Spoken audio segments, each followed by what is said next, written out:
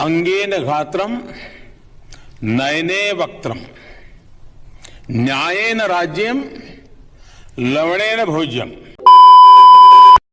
10 साल 10 साल में बाई फार वर्स्ट परफॉर्मेंस आई है रियल मैड्रिड की। मतलब तुम कैलकुलेट नहीं कर सकते, इतनी ज्यादा बकवास परफॉर्मेंस आई है।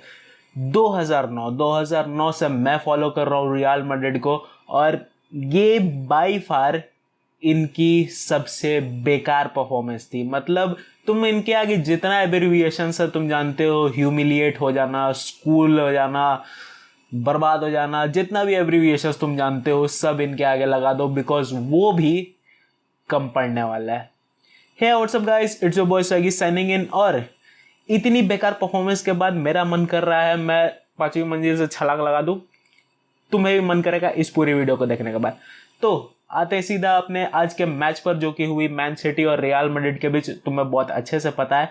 और गाइस, मैन सिटी हमें फाइनल्स में देखने को एक और बार मिलेगी, एंड जिस तरीके से आज उन्होंने परफॉर्मेंस दी है, they seriously deserve to be the finalist. और अब वो इनफैक्ट फाइनल जीतना भी डिजर्व करते हैं, एंड वो अब ट्रेवल के लिए रन कर रहे हैं ना, ट्रेबल भी जीतना डिजर्व करते हैं वो, क्योंकि जिस तरीके से उनकी परफॉर्मेंस आ रही है, जिस तरीके से उन्होंने मार्च से अब रन लगाई है, दे आर अनबीटेबल। और 23 गेम लगातार जीतना, ये सैल्यूट की बात है। और जिस तरीके से आज रियल मैड्रिड के अगेंस्ट परफॉर्मेंस हुई है 4-0, it was a banger performance. चाहे तुम किसी भी प्लेयर की परफॉर्मेंस उठाकर देख लो, अगर ओवरऑल मैन सिटी में किसी भी प्लेयर को तुम उठा लो, तुम चाहे मारेस को उठा लो, तुम चाहे ग्रिलिश को उठा लो, तुम चाहे केविन डे ब्रुइन को उठा लो, आज वो बंदा हर तरीके से मास्टर क्लास परफॉर्मेंस दिया। चाहे तुम हालैंड को उठा लो, भले ही उस बंदे की गोल्स नहीं आए, लेकिन जिस तरीके से वो बंदा अपनी प्रेजेंस दे रहा था, दैट वाज बेस्ट। और चाहे तुम अपने बेंच स्ट्रेंथ की बात करो उनकी, मैन सिटी की, जिस तरीके से यूलियन अल्वारेस आया, फिल फोडेन आया, मतलब एक के बाद एक और धाकड़ प्लेयर्स आते गए, और लास्ट में यूलियन अल्वारेस का वो cherry on the cake shot. खैर, अगर हम लोग बेंच स्ट्रेंथ की बात कर रहे हैं तो वी रियल मैड्रिड हम डिजर्व कर रहे थे ये हार। जिस तरीके से हम उड़ रहे थे, 7वें आसमान पर थे, जिस तरीके से परफॉर्मेंस आई थी। और सैंटियागो बर्नाब्यू पे एक्चुअली वो 1-1 की जो स्कोर लाइन थी, वो मैन सिटी के लिए एक्चुअली जीत थी, बिकॉज सैंटियागो बर्नाब्यू पे 1-1 करना बहुत बड़ी बात थी। और यही चीज आज के मैच में भी दिखी, जिस तरीके से इनकी परफॉर्मेंस आई, इन्होंने फोड़ कर रख दिया लिटरली रियल मैड्रिड को। और खैर, अगर रियल मैड्रिड की बात करें तो रियल मैड्रिड ये चीज डिजर्व कर रही थी। आप सबसे पहले तो मुझे ये चीज समझ में नहीं आता कि आपने जनवरी में क्यों साइनिंग्स नहीं करी, जब आपके पास जाओ कैंसेलो को साइन करने का मौका था, आपके पास और भी प्लेयर साइन करने का मौका था, आपने क्यों साइनिंग्स नहीं करी। खैर, जनवरी की बात भी छोड़ो, हमने बड़े बड़े प्लेयर्स पिछले समर में रिलीज किए, जैसे कि राफा वेरान की बात करें या फिर कासेमीरो की बात करें, हमने बड़े बड़े प्लेयर्स अपने रिलीज करे। मार्सेलो की बात करें, हमने इंपॉर्टेंट प्लेयर्स हमने रिलीज करे। और ये सबसे बड़ी दिक्कत की बात है, आप साइनिंग नहीं करोगे, आप बैकिंग नहीं दे रहे हो अपने मैनेजर को।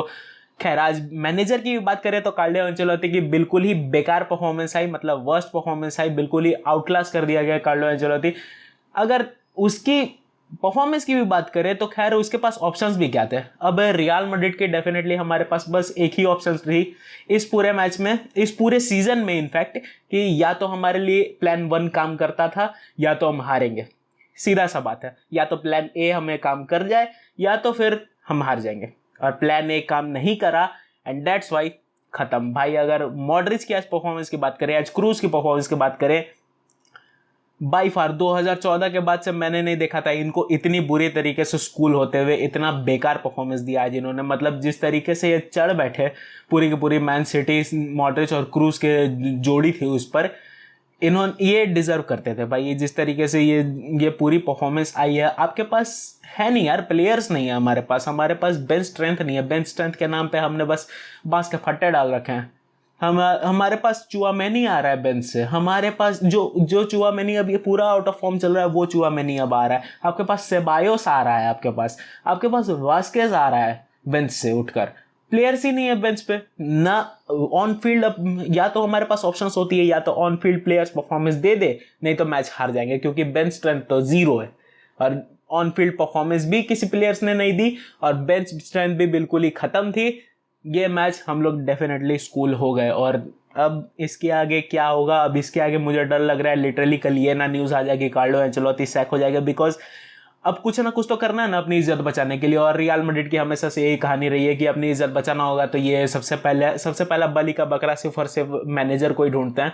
तो अब कहीं स्पेनिश न्यूज़ में कल ये ना तुम्हें फ्लैश देखने को मिल जाए कि कार्लो एंचेलोत्ती सैक हो चुका है, क्योंकि अब ऐसी चांसेस हैं कि ये चीज़ हो सकता है। और ये बहुत बड़ी गलती होगी क्योंकि आपने अपने मैनेजर को बैक नहीं करा प्लेयर्स देकर, और अब आप उस पर पूरा ब्लेम डाल रहे हो कि उसने ही परफॉर्मेंस नहीं दिया। अरे कितना परफॉर्मेंस दे देगा यार, इतने प्लेयर से आप सेमीफाइनल्स में पहुंच गए, वही बहुत बड़ी बात है। और अगर ये परफॉर्मेंस आई है तो आप डेफिनेटली अब कुछ तरीके से आप कार्लो एंचेलोत्ती को ब्लेम दे सकते हो आज के मैच के लिए जिस तरीके से आउटक्लास हुआ, लेकिन आप पूरा ब्लेम कार्लो एंचेलोत्ती पर नहीं दे सकते क्योंकि यहाँ गलती सिर्फ और सिर्फ मैनेजमेंट की थी।